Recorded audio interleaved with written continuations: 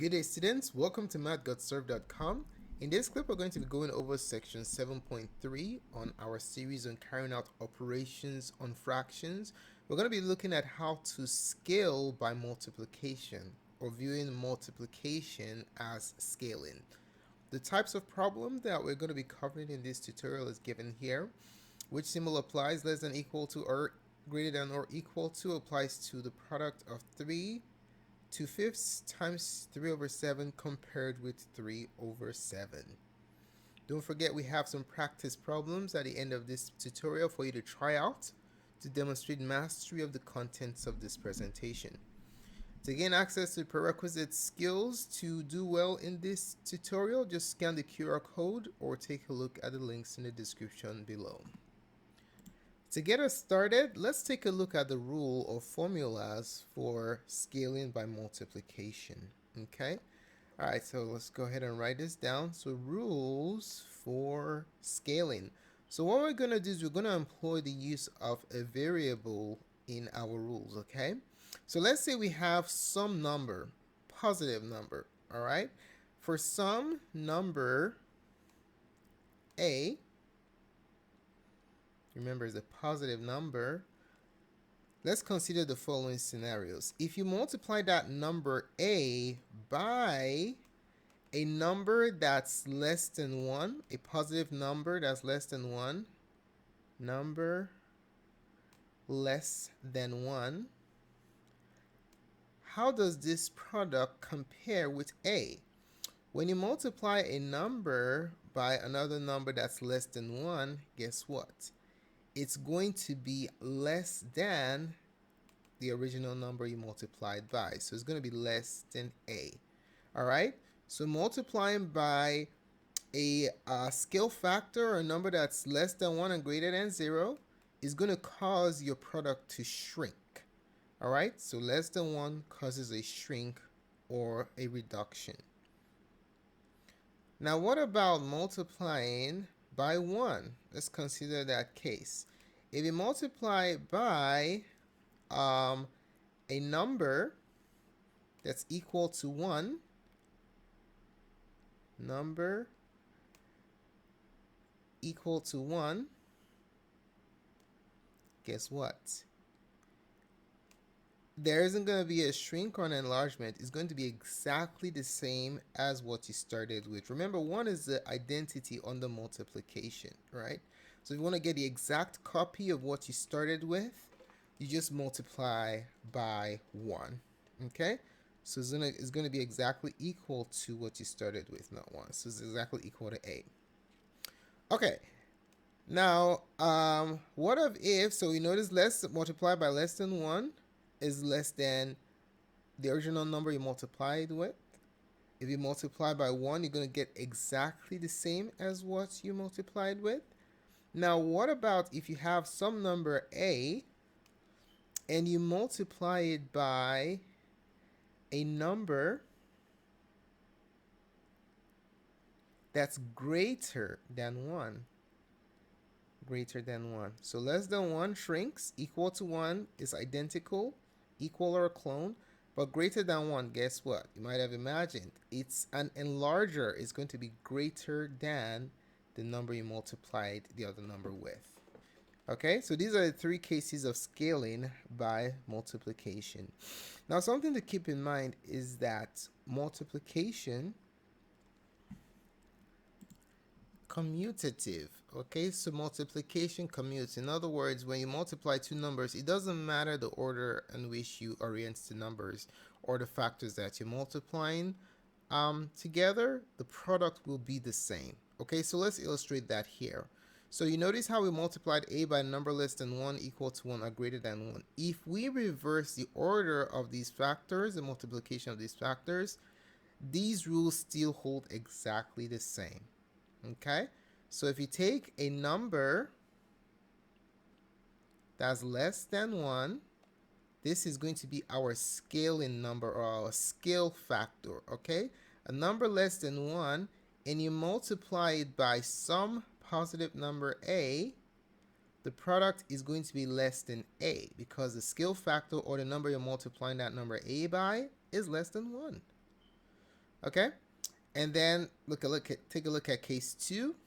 If you have a number that's equal to 1, number equal to 1, and you multiply it by a, think about the identity property of multiplication, you're going to have exactly a. There's going to be no change. No enlargement or shrinkage happening here. It's going to be identical. All right. And then the last case, you see what we have in case 3 here. If you have a number that's greater than 1, okay, multiplied by some positive number a, guess what's going to happen? It's going to be greater than a.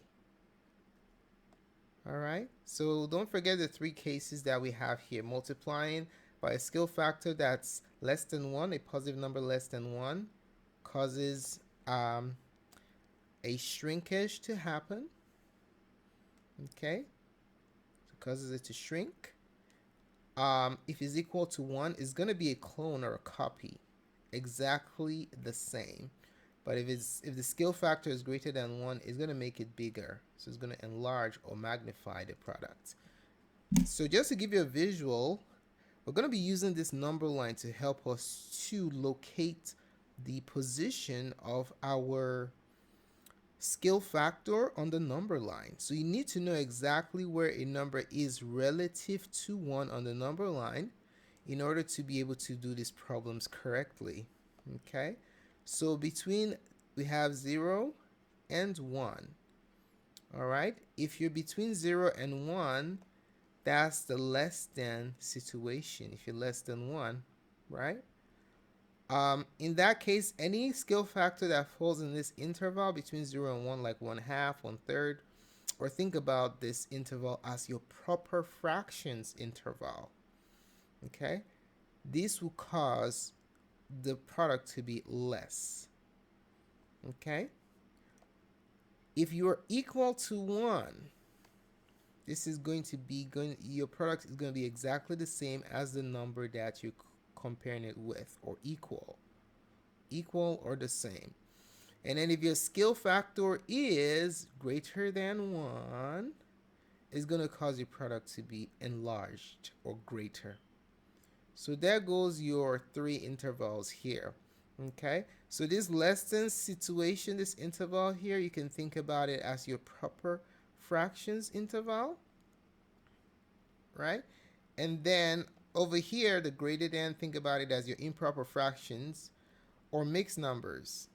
All right, those are the scenarios where the numerator is greater than the denominator. If the numerator is greater than the denominator, you have a situation where that number is greater than 1, and that causes an enlargement to happen. So improper fraction or mixed numbers, that's what's greater than 1. And proper fractions causes a shrinkage to happen. All right, okay, so let's go ahead and take a look at some practice problems. All right, let's take a look at the instructions for the examples that we are going to be working on. Instructions are as follows. Without multiplying, fill in the blank or fill in the box with the correct symbol.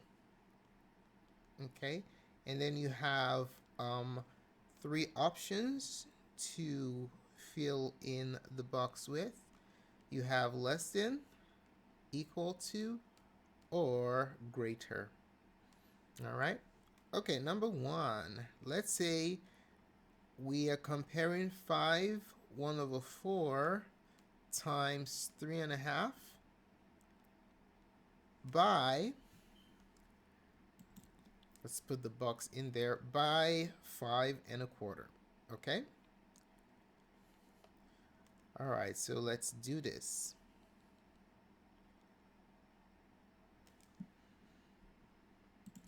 Okay, so in order for us to do this problem, there are two things that we want to clearly identify, okay? Number one is the number that we are comparing the product with, and secondly, we want to identify the scale factor. It is the scale factor that will tell us if the product is going to be bigger or less than the factor that we're comparing the product with, all right? So we're going to stick with the same variable that we used in the formulas. We said let the number be a, okay? So we want to see how a compares with a product where a is multiplied by a particular scale factor, okay? So what are we comparing the product with here? So this left side is the product of two numbers, as you can see, but we're comparing the product with 5 1/4 with the first factor. So let's call this first factor that we're comparing it with, let's call it a. How do we know that that's what it is? The number that the product is being compared to, the number on the other side, tells you what you're comparing the product with. So on the right side here, we have 5 1/4. So that means that 5 1/4 is the factor that we're comparing the product with, okay? So now that we've identified the factor that we're comparing the product with, now the other number is the key. The other number is the scale factor. So 3 1/2 is the key. Let's just call it SF, the scale factor. So the magnitude of this number relative to 1 will tell us if the product is going to be greater, less, or equal to 5 1/4. Okay? So we're going to locate where the scale factor is on our scale factor chart. Alrighty, so let's draw a scale factor chart for question number 1. Let's see, okay, bam, bam. So we have 0, we're looking at just positive numbers, and 1. We know that between 0 and 1 is less than, the product is going to be less.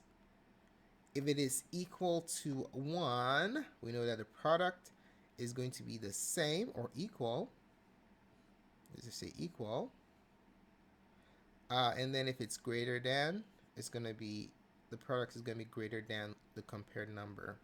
Okay, so the question now is, where is this scale factor? Where is 3 over 3 1/2 located here? Is 3 1/2 less than 1, equal to 1, or greater than 1?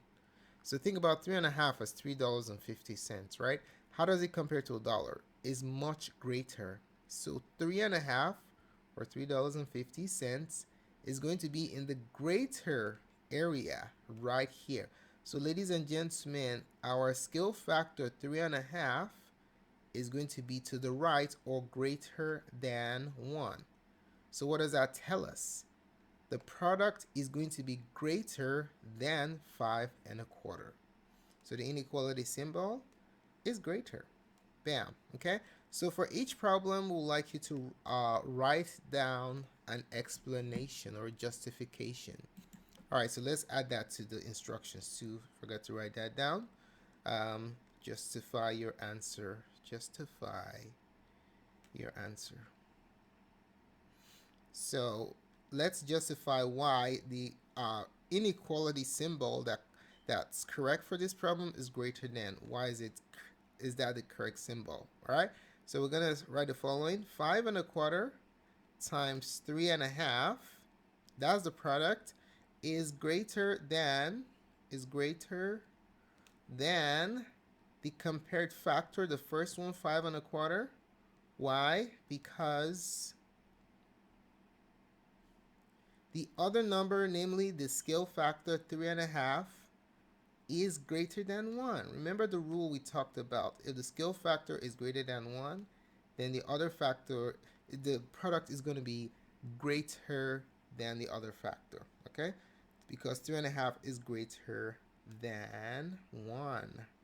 Bam. So that automatically makes the product greater than the compared factor of 5 1/4. So that goes the answer to question number 1. Let's take a look at another example. Okay, for number 2, let's compare 2 over 7 times 4 2/3 by one of the factors, namely 4 2/3. Okay, so what is the correct symbol to place in that box? less than, equal to, or greater than. How does this product compare to the second factor, 4 and 2/3? Okay, so what we're going to do here is we will need to identify the factor that we're comparing it with, the a number, and we're going to identify the scale factor, which is the other one. All right, so look on the right side. 4 and 2/3, that's the a. That's what we're comparing it with. Okay, so out of these two factors, we know that we are comparing the product with this number, 4 and 2/3. All right, so what does that tell us? It tells us that this other number here, bam, 2/7 is the key. This number is the scale factor. This is a number that tells us if the product is going to be greater than or less than the other number, 4 and 2/3. So to help us to identify the scaling impact of multiplying by 2/7, we are going to create our scale factor number line again and see where 2/7 lies on this number line. Okay, so if 2/7 is less than 1, the product will be less than a. If it's equal to 1, it's going to be the same or equal to 4 and 2/3. But if 2/7 is greater than 1, then the product will be greater than a. All right, so where is 2/7 located? Is it less than, equal to, or greater? To help you figure this out, let's write 1 as a fraction. Okay, how do you write 1 as a fraction with a denominator of 7? Since the denominator is 7 and we want to compare these two, we have to make it an identical denominator, right? So 1 is the same thing as 7/7, right? 7/7 and 1 are the same. I chose 7 because the denominator here is 7 and I want to make the denominators common. So how does 2/7 compare with 7/7? This is 2/7 and 7/7. Which one has more sevenths? 7/7 or 1 has more sevenths, so 2/7 is less than 7/7. What does that tell us? Our scale factor resides right here. Bam, our scale factor is between 0 and 1. Okay, so this is our scale factor. So since it's between 0 and 1, what kind of scaling impact does multiplying by 2/7 have? It shrinks, it makes it less. So in this particular case, 2/7 times 4 and 2/3 is less than 4 and 2/3.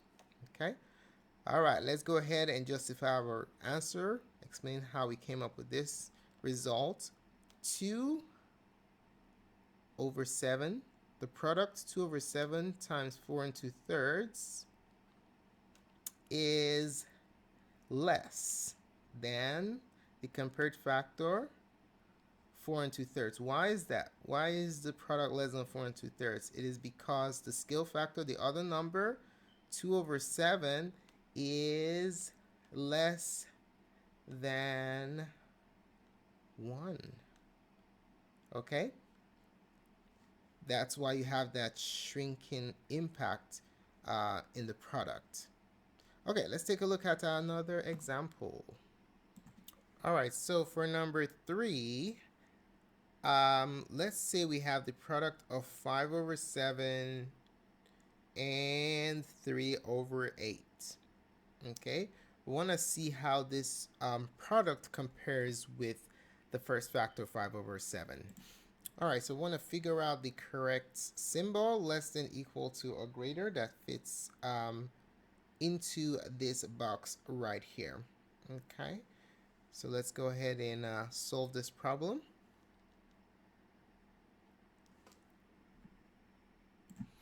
All right, so to see how this product compares with the first factor, let's identify the relevant components. All right, we're comparing this product with the first factor. How do we know that? Because that's the number on the other side of the inequality, or the other side of the box, a. So this is our a, this is the number we're comparing it with, so we automatically know that this number, 3/8, is our scale factor. So how does multiplying 5/7 by this scale factor 3/8 affect the product relative to 5/7? Does it make it bigger, less, or the same? Our chart, scale factor chart on the right, will help us to determine the correct answer. All right, so go ahead and sketch your scale factor. The task is to locate where 3/8 is relative to 1. Okay, so we have 0, 1. Question is it less than, which will make our product less than 5/8? Is it equal to 1, which will make our product the same or equal to 5/7, not 5/8, to 5/7? Or is it greater? Is 3/8 greater than 1, which will make our product greater than 5/7? Alrighty, so let's see. To help us out, so this is our scale factor. This is the number we're trying to position here. Okay, so let's call this our SF chart, our scale factor chart. Where is 3/8?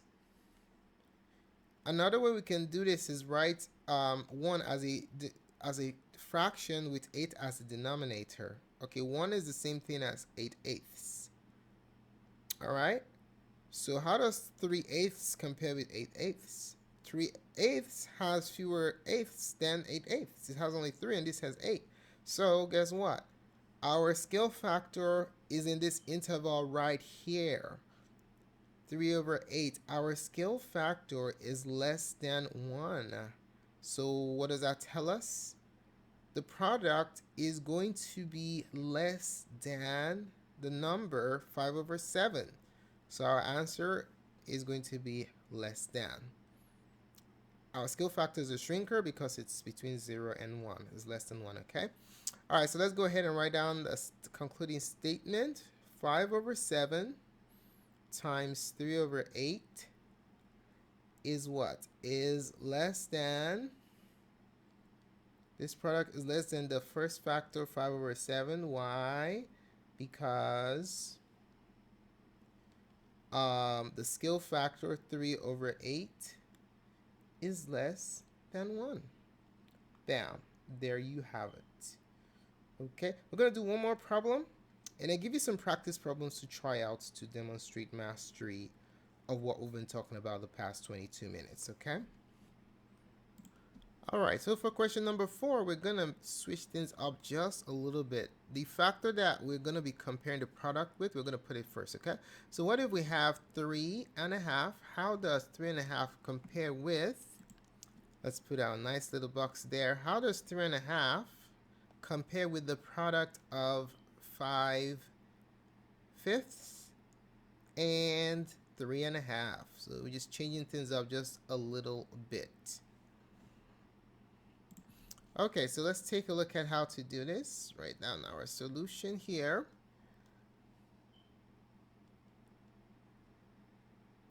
Okay, so what we're going to do is we're going to identify the number that we're comparing the product with, okay? So we just look at, in this case, it's been switched around. So the product is on the right side and the other number, and the factor that we're comparing with is on the left side. Okay, so let's identify our A, which is the factor that we're comparing it with. So we're comparing it, this is a number on the other side of the inequality, right? So this is a number we're comparing it with, okay? We're comparing the entire product with 3.5. So that tells us that 5/5 is what? Is the scale factor. This is the key right here. This is what tells us if the product is going to shrink, stay the same, or get enlarged relative to 3.5, all right?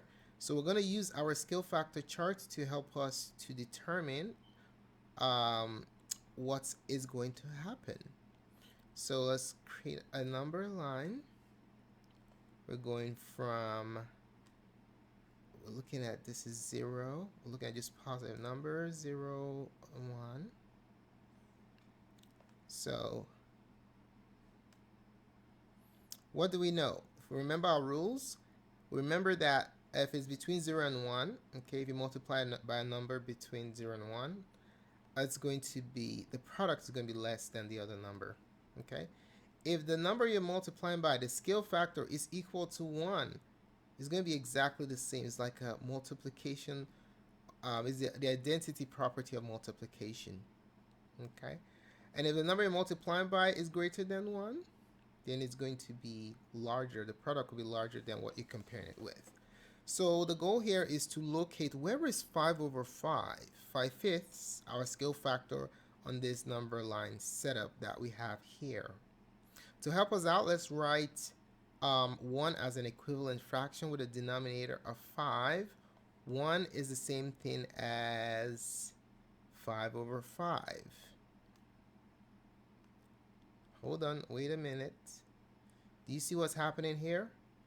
1 or 5 over 5 is exactly what our scale factor is. Bam! So our scale factor is right on the boundary. So what does that tell us? That tells us that the product is going to be exactly the same as 3.5. So equal to will be the correct symbol for this statement that we have here. Okay? All right, so let's go ahead and write down our conclusion. What does this mean? This answer that we have, if we want to write our conclusion, 3.5 is what? 3.5 is equal to the product 5 over 5 and 3.5. Why? Because the other number, the scale factor, 5 over 5, is equal to 1. Remember, when you multiply by 1 or any of its formats, you're going to have a clone or a duplication. It's not going to get bigger or less. It's going to be exactly the same as what you started with. Alrighty, now it's time for you to work out some practice problems. So go ahead and pause this video presentation at this time. We'd like you to try out these 4 practice problems. When you're done, click on the playback button, and we are going to reveal what the correct answers are. Alright, so pause and try these.